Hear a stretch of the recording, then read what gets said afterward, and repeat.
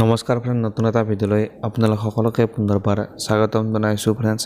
এটা বহুতেই ভাল খবৰ ফ্ৰেণ্ডছ আপোনালোকৰ কাৰণে।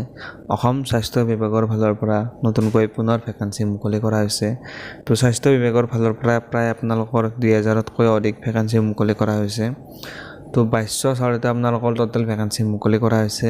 তো অসম স্বাস্থ্য বিভাগৰ ফালৰ পৰা যিটো NHM অৰ্থাৎ নেশ্যনেল হেল্থ মিছন আছে অসম স্বাস্থ্য বিভাগৰ, তো তাৰ ফালৰ পৰা এই নতুনকৈ ভেকেঞ্চিখিনি মুকলি কৰা হৈছে।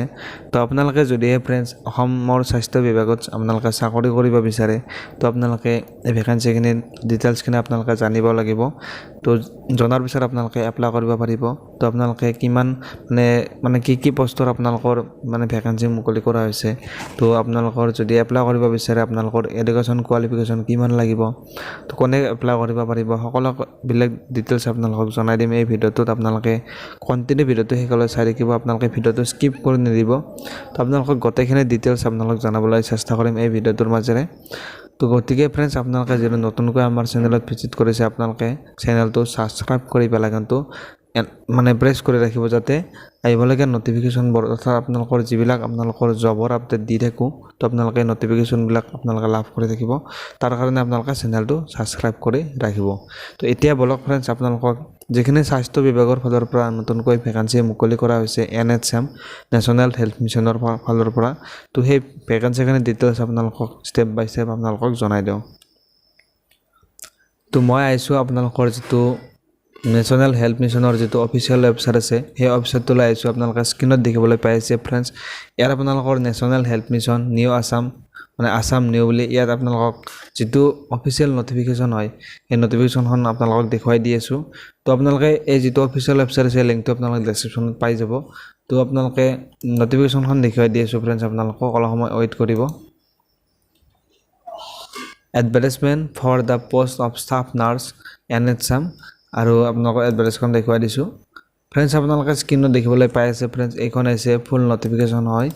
আৰু এই নটিফিকেশ্যনখন যোৱা 29 তাৰিখে তেওঁলোক আহিছিলে, কিন্তু আজি অফিচিয়েল ৱেবছাইটত তেওঁলোকে প্ৰকাশ কৰিছে।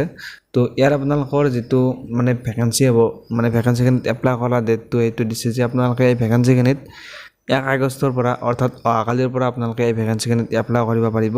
তো আপোনালোকক খুব বেছি সময় দিয়া নাই ফ্ৰেণ্ডছ, আপোনালোকে 15 তাৰিখলৈ এপ্লাই কৰিব পাৰিব।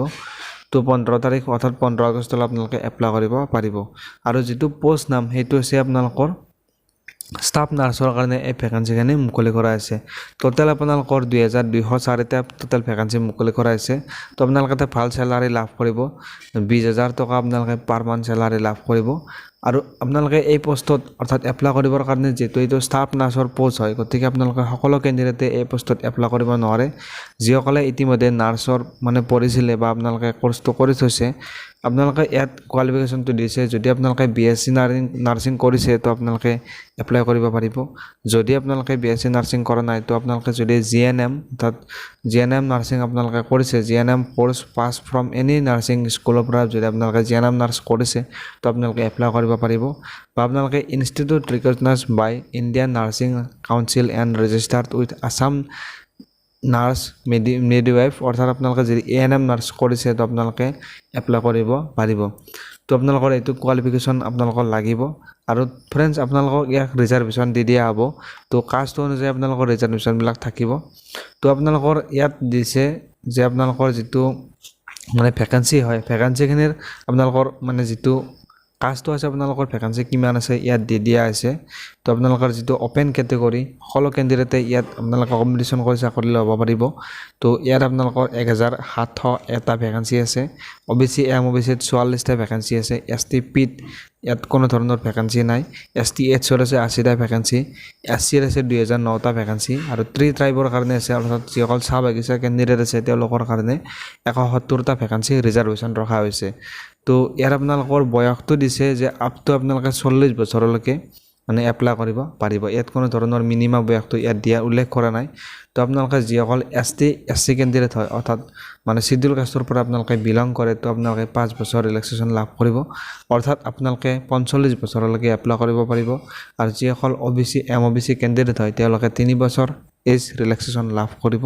তো আপোনালোকে 43 বছৰলৈকে এপ্লাই কৰিব পাৰিব আৰু যিসকল PWBD কেণ্ডিডেট আছে অৰ্থাৎ ফিজিকেল হেণ্ডিকেপ কেণ্ডিডেট আছে তেওঁলোকে মানে 50 বছৰলৈকে এপ্লাই কৰিব পাৰিব অৰ্থাৎ আপোনালোকে 10 বছৰ ৰিলেক্সেশ্যন লাভ কৰিব তো এইটোৰ বিষয়ে আপোনালোকে গম পালে এতিয়া আপোনালোকৰ জোন ৱাইজ আপোনালোকে এপ্লাই কৰিব পাৰিব ইয়াত আপোনালোকৰ 5টা আপোনালোকৰ জোন ইয়াত দি দিছে বৰাক ভেলী চেণ্ট্ৰেল আসাম লোৱাৰ আসাম নৰ্থ আসাম আপাৰ আসাম তো আপোনালোকে মানে ডিষ্ট্ৰিক্টবিলাক দিয়া আছে আপোনালোকে নিশ্চয় জানে আপোনালোকে কোনটো মানে ডিষ্ট্ৰিক্টত মানে বাস কৰে আপোনালোকে তো নিশ্চয় জানে আপোনালোকে কোনটো মানে জোনত পৰিব আপোনালোকে নিশ্চয় চাই ল'ব পাৰিব ইয়াত যদি আপোনালোকে আপাৰ আসামৰ হয়তো আপোনালোকে আপাৰ আসাম জোনত আপোনালোকে এপ্লাই কৰিব পাৰিব যদি লোৱাৰ আসাম জোনত হয় আপোনালোকে ডিষ্ট্ৰিক্টখন তো আপোনালোকে লোৱাৰ আসাম জোনত এপ্লাই কৰিব পাৰিব তো আপোনালোকে এইটো মানে স্ক্ৰীনশ্বট ল'ব পাৰে বা আপোনালোকে নটিফিকেশ্যনখন ডেছক্ৰিপশ্যনত দিয়া আছে আপোনালোকে তাৰ পৰা আপোনালোকে ডাউনলোড কৰি চাব পাৰিব তো ফ্ৰেণ্ডছ আপোনালোকে এই পোষ্টত এপ্লাই কৰিবৰ কাৰণে কোনো ধৰণৰ আপোনালোকে এপ্লিকেশ্যন ফিজ আপোনালোকে দিব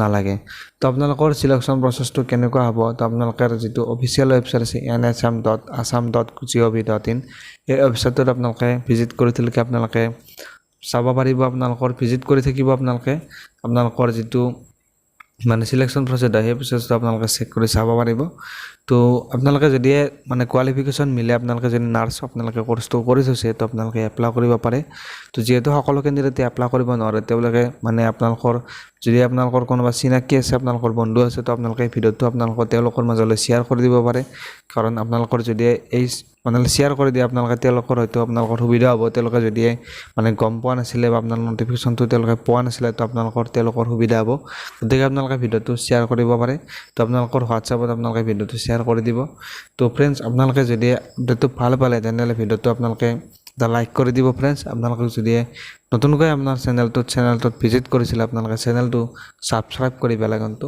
প্ৰেছ কৰি ৰাখিব